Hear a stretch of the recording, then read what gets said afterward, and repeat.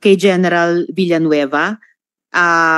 Kapani-paniwala ba yung ganyang impormasyon na mayroon daw mataas na BI official na tumanggap ng 200 million para patakasin si Guo Huaping? Good morning, Madam Chair. Actually, ma'am, we haven't confirmed yet kung talagang may mga usap-usapan po within the intelligence community. Yes. Pero wala pa pong confirmation, ma'am, kung may mga witnesses na mayroon talagang nabigyan. But yun ang usap-usapan ngayon. They're still validating it, ma'am. Ano pa po yung usap-usapan bukod sa general detail na yon na 200M to a high BI official? Meron pa bang ibang mga di umanong sinuhulan? Meron pa bang additional amounts na pinag-uusapan? May pinag-uusapan na yung sa border immigration. Mhm. Hindi ko lang alam, ma'am, yung exact amount, including PNP officials. Pero hindi ko pa rin ma-confirm yun, ma'am. Kasi I'm outside of the loop lately, ma'am, because we're busy right now helping the law enforcement agencies running after the illegal pogos in the countryside or in the provinces. Alin pong PNP units ang binabanggit sa usap-usapan? Hindi PNP unit, ma'am, but personalities. PNP personality. Sino-sino po?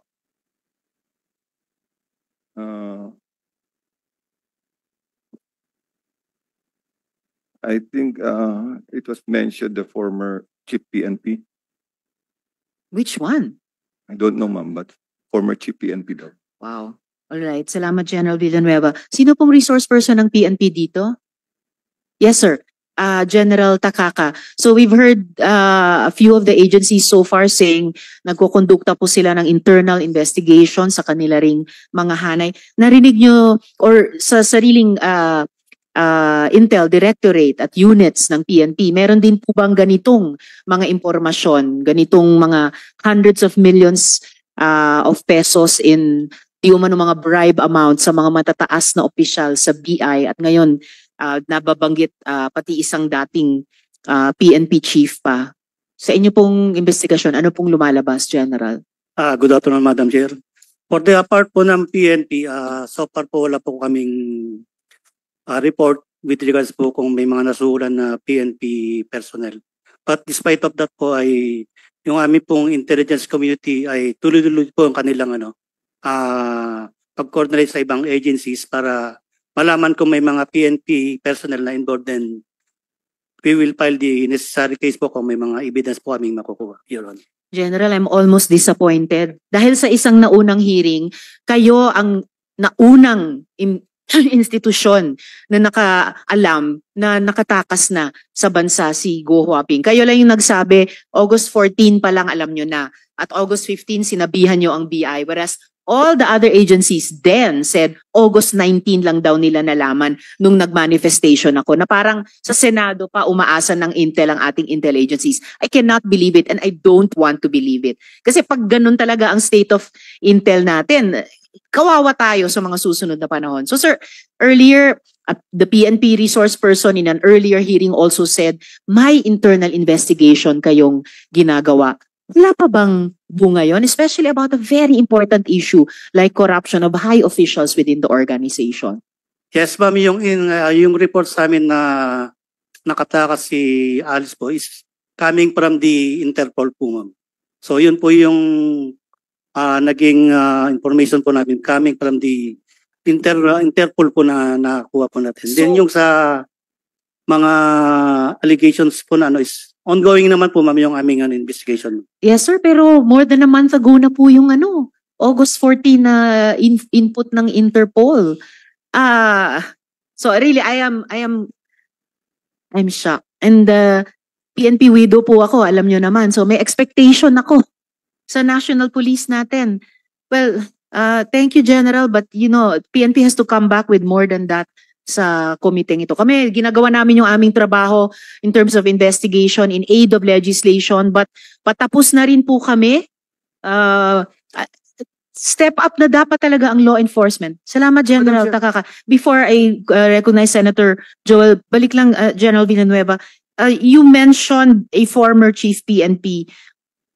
Mula sa intel nyo, anong klasing tulong, aid o assistance ang pinrovide nung taong ito?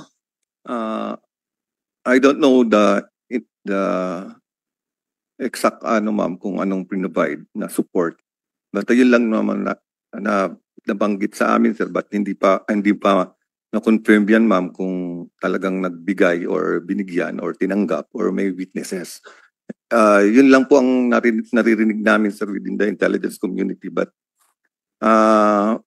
I'm out of the loop po kasi lately, ma'am, hindi ko din ma-confirm yan, ma'am, kung ano. I understand, General, pero just to be clear, no, bahagi ng usap-usapan sa Intel community na a former chief PNP ay on the take kay Guo Huaping. Tama po? Yes, ma'am, yan. Pero hindi ko din ma-ascertain yan, ma'am, kung kanino galing yung report, ma'am. It's just parang rumors lang within the intelligence community. I think they are validating it right now.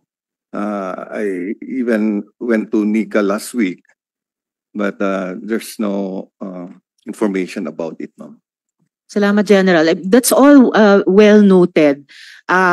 Pero dun sa usap-usapan na vine-verify pa ng buong Intel community, kasama din ba sa usap-usapan na itong alleged former chief PNP ay tinulungan ng kahit sino sa mga kasalukuyang government officials natin sa usapin ng pagtakas ni Guo Huaping? Wala naman, ma'am. Ang parang usapan dun, ma'am, parang nasa payroll, yung monthly payroll ever since. It gets worse and worse. Kanina, bad enough yung magbayad di umano ng daang milyong pisong suhol para makatakas ang isang Guo Huaping. Even worse, kung historically may monthly payroll. Attorney Magno, sa NBI po ba may ganyang mga anggulo rin tinitignan ang bureau, yung suhol pati sa isang dating chief PNP at yung monthly payroll pati sa mga government officials? Madam Chair, lahat po yan ay tinitingnan po natin, but at this moment we cannot comment on the investigation and intelligence gathering that we are conducting.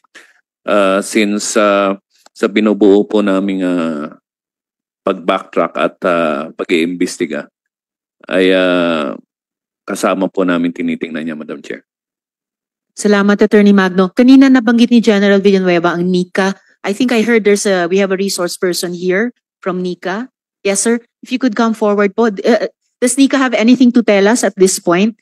Kung may investigasyon din kayo sa anggulo ng mataas na BI official, mataas na PNP official, ultimong dating PNP chief di umano, o sino mang current government officials na mga tumulong sa pagtakas ni Guo Huaping.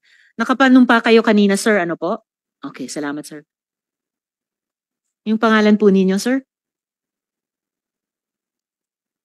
Magandang umaga po, Madam Chairperson. The Honorables.